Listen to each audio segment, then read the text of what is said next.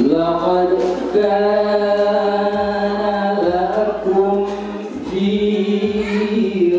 رسول الله أسوة حسنة لقد كان لكم في رسول الله أسوة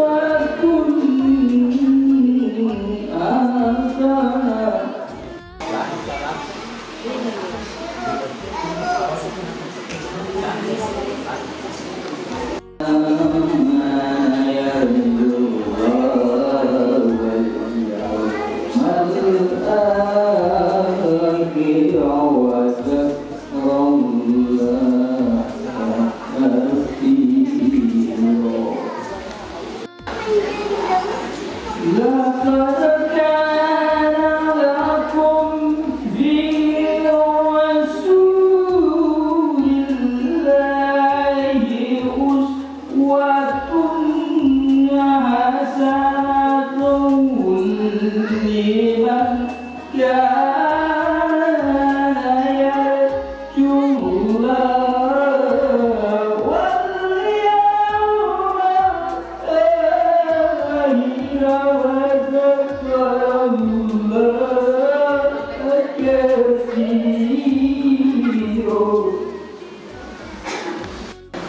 liman kana yarju Allah wal yawmal akhir wa dzakarallaha katsiran.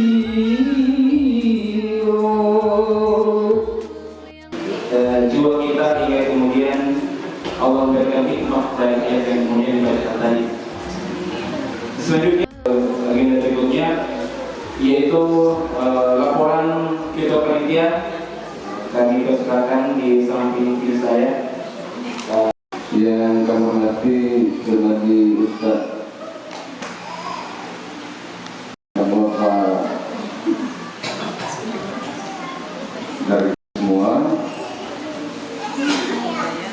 Alhamdulillah kita diberikan rahmat Allah Subhanahu wa taala atas keringanan kita pada hari ini terlepas dari bisik-bisik itu dari para ibu melalui medsos mereka yang kemudian ada. Kami para bapak hanya mensupport ya. Kalau ibu sudah bergerak itu pasti bapak ikut berdiri. Makanya ini selalu mendorong para bapak untuk selalu bergerak sehingga apa yang tersaji dan tersedia pada saat ini inilah yang terjadi yang kita saksikan pada pagi menjelang siang kali ini yang kebetulan bertepatan juga dengan pelaksanaan Maulid kita ini hari kesaktian Pancasila. Semoga yang di depan kita ini juga ada yang dipotong-potong gitu, karena kesaktian Pancasila itu ditandai dengan pengorbanan para pahlawan. Kalau revolusi 65 kan 7 jenderal ya. Mudah-mudahan juga berjalan yang tersedia di kesempatan kali ini. Kita ini kurang lebih sudah hampir 8 tahun. Kita awali di hibah lokasi oleh Ustaznya Pak Ali. Kemudian kita sudah dimanfaatkan dan termanfaatkan. Hanya saja kita sedikit merayakan cara terkait dengan atap masjid. Biasanya kalau hujan nanti sudah banyak bocor. Kebetulan di kompleks ini kita punya kasih sewangan dan orang lain. Jadi ini juga mudah-mudahan di sifat daerah di 2024 ini di anggaran 2024 ini sudah ada ya untuk tata kelola. Nanti kan kalian dibuat proposal sehingga saja. Tapi yang sangat mendesak sekarang itu sebelum 2024 adalah apa ini? Kalau kecil ya. Ada kanopi yang di pintu ibu-ibu ini biasanya kabut ini dibang dari ini sudah bercelaan dan kita di kamus ini yang mesti kita benahi. Selanjutnya kita bangun tapi yang terpenting adalah bagaimana kita mengisi waktu-waktu sholat kita berkumpul di masjid. Saya kira apresiasi yang sangat kepada ibu-ibu sudah cukup banyak yang terjadi dan saya ingin sampaikan juga bahwa ada yang khusus dari suatu bupati, kebetulan suatu bupati ini tidak ada kompleks, beliau tidak bangun rumah, beliau meski dan beliau hadir saat ini bersama juga, tapi kemarin katanya terlalu kapal sehingga beliau memiliki ada di tengah-tengah kita. Saya kira itu saja, tapi hikmah Maulid ya, jadi yang sampai kemudian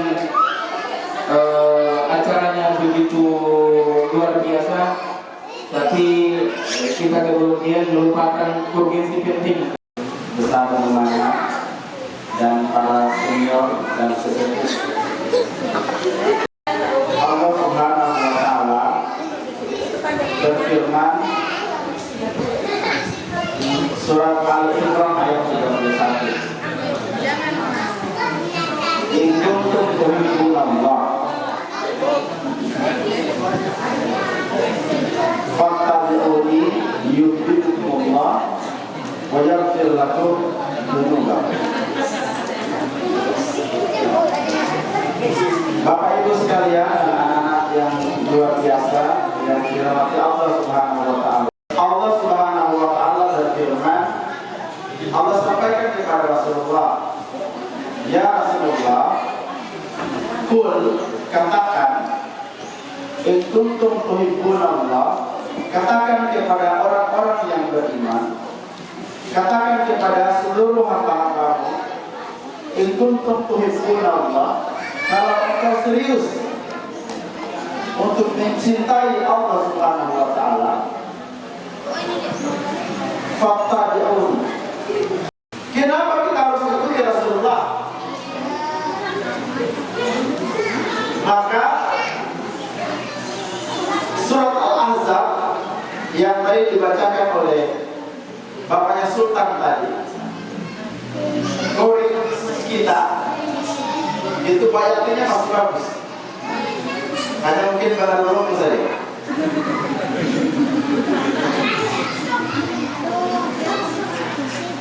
Walaqad kana lakum fi Rasulillah uswatun hasanah. Kenapa kita ikuti Rasulullah? Surah Al-Ahzab ayat 1 ini ceritanya tentang bahwa kenapa kita ikuti Rasulullah, karena ada Rasulullah itu adalah suri teladan yang bagus bagi kita. Mulai dari kisah asmaranya, perjalanan dia dari kecil, awal mau lahir saja ke dunia, terjadi tragedi yang luar biasa. Kemudian pas masuk dalam kandungan, meninggal di bapaknya, 2 tahun meninggal di ibunya. Dan tadi ada di situ dan menyanyi sangat luar biasa yang sejumlah lagu-lagu yang luar biasa pula. Itu kisahnya juga. Dipelihara bersama pamannya, terus kakeknya, sampai menjadi bait-bait lagu kan gitu. Dan kalau kita periksa jamaah berbahagia, tidak ada satu jengkal pun dari sebuah kisah Rasulullah itu yang tidak inspiratif buat kita. Baik kita sebagai ayah, sebagai suami, sebagai ibu, sebagai partner rumah tangga, sebagai anak, semua kisah itu inspiratif. Dan kalau kita mau mencerdaskan otak kita bisa komentar. Terlalu luas bentuknya kalau disampaikan dalam ruang yang acara yang sederhana. Jamaah sekalian, kalau kita membaca nanti 10 tahun ke depan nanti situasi dalam kita, nah ini mereka ini. Sehingga itulah yang saya sampaikan pada kesempatan berbahagia. Ada 4 hal yang disampaikan, bahwa kalau kita cinta kepada Rasulullah, itu efeknya gaulnya harus besar. Yang pertama, kalau kita cinta kepada Rasulullah, ingin mengikuti Rasulullah Sallallahu Alaihi Wasallam, maka berupayalah untuk mengajarkan anak-anak kita sholat 5 waktu. Sholat 5 waktu. Kenapa dia masih berbahagia? Karena tidak ada instrumen pembentukan kepribadian yang paling baik kecuali disiplin terhadap sholat. Langkah kerasnya untuk anak-anak ini bisa mengaji. Ada yang ini bagus, ada anak-anak kita, berarti yang belum ada cuma guru-guru kita. Kita kalau cinta kepada Rasulullah, siapkan guru ngaji terbaik untuk anak-anak kita. Terlalu jauh itu mereka pergi di sana. Kalau ada kendaraan tabrak, kecelakaan, darurat kita tidak tahu. Sementara kita semuanya rumahnya ada di sini, masjidnya ada di sini, datangkan guru ini sampai berkembang di sini. Ada Umar bin Khattab, ada Utsman bin Affan. Bagaimana caranya kita itu? Ya storytelling lah. Kita bacakan sama anak-anak kita. Semua sarana belajar untuk anak-anak kita itu jauh lebih efektif. Jamaah berbahagia. Dan yang keempat adalah, mari kita mulai 1, 2, 3 poin tadi itu dari diri kita sebagai orang tua. Jadi kalau kita mau bangun kebaikan besar untuk anak-anak kita, mulailah dari diri kita sebagai orang tua. Kalau kita mau belajar anak-anak kita supaya pintar mengaji, maka mulailah dari diri kita sebagai orang tua untuk bisa mengaji.